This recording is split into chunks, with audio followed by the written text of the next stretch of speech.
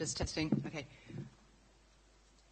I'm grateful for the opportunity to address the committee on behalf of the Swiss Cottage community. The power of elected councillors to review and, if necessary, reject proposals that will affect the lives of thousands of Camden residents is an essential safeguard for local democracy. The purpose of my representation is to show the committee has a genuine choice as to what to do. As a matter of law, it is free to reject the officer's recommendations for proper reasons. I'm going to outline 7 such reasons and to show, in this case, rejection of the current proposals is the right and just thing to do. This does not mean that a fresh CMP which genuinely takes into account local concerns could not be approved in future. The legal agreement associated with the original planning permission stated that, following any consultation, in response to the comments received, the construction management plan should be then amended where appropriate, and where not appropriate, a reason should be given. The Council undertook during the original planning permission process that all well-founded concerns of residents about traffic, noise, pollution and other matters relating to construction would be fully considered and acted upon by the Council at the CMP stage. I ask you to abide by this undertaking. Firstly, there are better routes available than using the already crowded local roads, particularly Winchester Road. TfL do not insist on the route currently suggested for construction traffic, which prevents the more logical alternative use of the A41.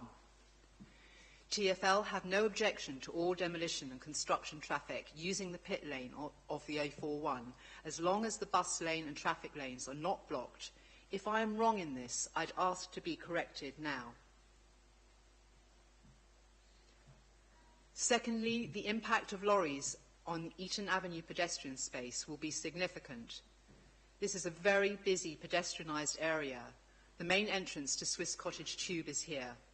The area is crowded at all times of the day, particularly with market shoppers, people stopping for coffee outside the Hampstead Theatre, students from Central School, school pupils, nursery children. The area is frequently used by large school groups on their way to the green space, library and leisure centre. Thirdly, promises made during the original planning permission have been ignored. For example, there is still no detail of how the tree roots on the pedestrian space and the London plane tree near the library will be safeguarded from the heavy vehicle movements. Fourthly, the original draft CMP stated physical barriers would be erected to segregate pedestrians from vehicles on the pedestrian space. This vital measure is now removed. A limited number of traffic marshals, while useful up to a point, cannot and should not be considered a sufficient safety measure in such a busy pedestrian site without barriers. Fifthly, the original application promised to safeguard the Swiss cottage market. The offer of a market officer to organise conflicts with the market on only 1 day per week is derisory. There are market stalls on every day of the week. Even the officer's report admits to a grim future for the market. Sixthly, the current CMP fails to properly address the noise and vibration of the area. This means it is still impossible to tell whether the playground, one of the closest points to the main construction site, will be safe to use. At a minimum, without such information, a realistic CMP should include potential resiting of the playground. Seventhly, the Swiss Cottage green space plays a vital role in our community. It is our only green lung and play area. It strengthens the physical and mental health of all of us who live nearby, particularly those of us without gardens or cars. It is particularly important for parents, carers and disabled people as the only playground and open area locally.